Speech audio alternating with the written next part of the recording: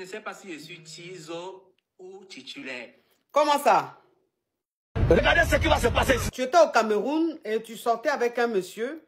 Mais le monsieur, quand vous vous êtes rencontrés, il n'était pas encore marié. C'est-à-dire qu'il était célibataire. Voilà, non, je récapitule. Donc, voilà, tu me laisses parler, s'il te plaît. Sinon, après, ça va.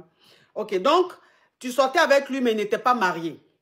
Et, bon, il ne pouvait pas aussi officialiser votre union. Voilà comment il s'est marié. Donc, quand il devait se marier, il t'a dit, tu étais au courant de tout et tu as compris le fait qu'il marie une autre. Donc, toi, tu es venu en Europe. Tu es venu en Europe pour continuer tes études et tout.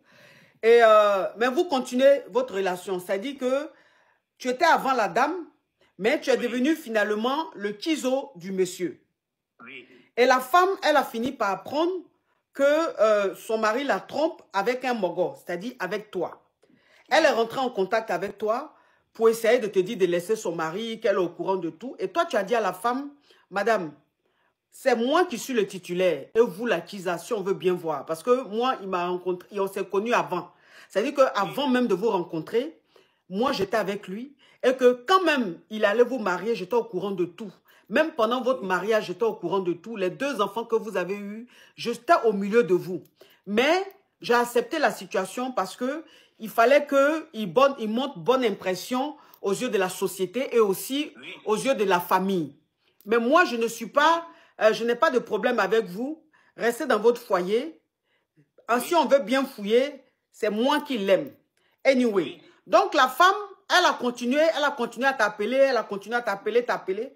Toi, maintenant, tu as dit à ton chéri, à l'homme marié, que tu souhaitais mettre fin à la relation parce que tu n'étais pas là pour gâter son foyer et que toi, aujourd'hui, voilà. Attends, je récapitule, s'il te plaît.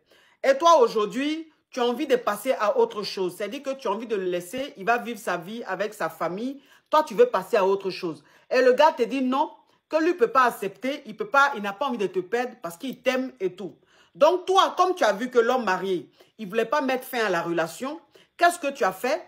Toutes vos conversations, quand tu lui disais que tu ne voulais plus de lui, qu'il fallait qu'il reste avec sa femme et ses enfants, tu as pris ces conversations-là, tu as envoyé à sa femme.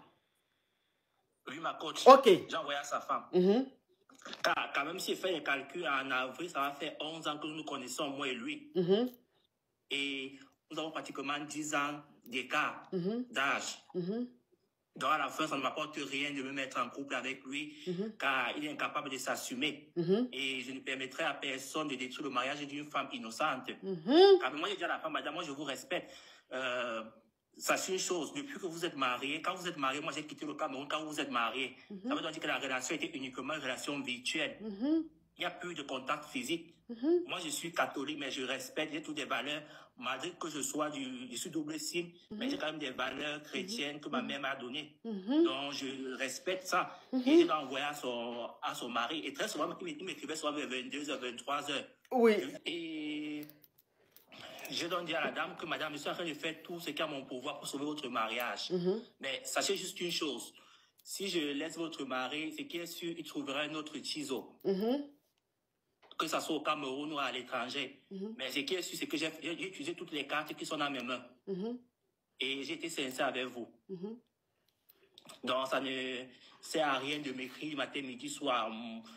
Ça ne sert, parce que si je vous bloque, vous allez prendre mon numéro de téléphone avec notre SIM, m'écrire. Donc, si vous ne pouvez pas supporter votre mari, demandez le divorce. C'est aussi facile comme bonjour. Ok. Et la dame n'arrive pas à comprendre ça. Et la dame, j'ai l'impression que la dame ne sait pas, elle pense que c'est moi qui suis dans la tête de son mari, qui télécommande son mari, qui décide que non, madame, non.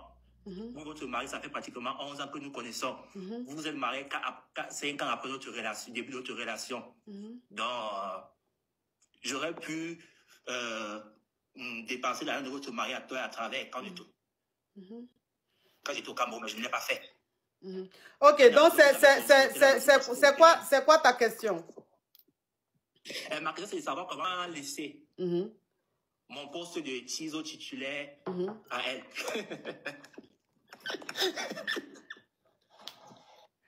mais dans ce cas, il faut les bloquer les deux. Donc, ma coach, une fois j'ai bloqué la dame, elle a acheté une nouvelle SIM. Oui, mais à chaque fois, écoute-moi, à chaque fois qu'elle va prendre une nouvelle puce pour te contacter, il faut la bloquer. Ok. À chaque fois qu'elle va prendre une nouvelle puce, il faut la bloquer. Le monsieur aussi, il faut le bloquer.